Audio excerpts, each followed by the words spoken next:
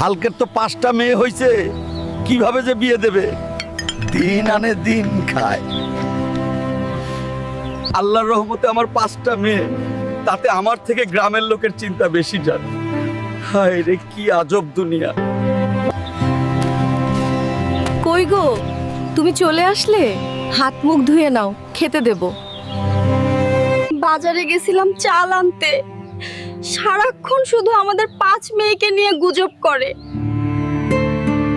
দেখো সখিনা, আমাদের ছেলে নাই তো কি হয়েছে, ইনশাআল্লাহ একদিন এই 5 মেয়ে আমাদের মুখ উজ্জ্বল করবে।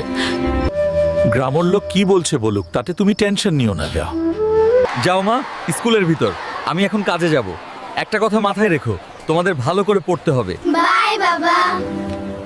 বাবা এসএসসি পরীক্ষা দিব, ফর্ম ফিল আপের জন্য টাকা লাগবে। আমার কলেজের 3rd ইয়ারের বই লাগবে বাবা। ঠিক আছে মা।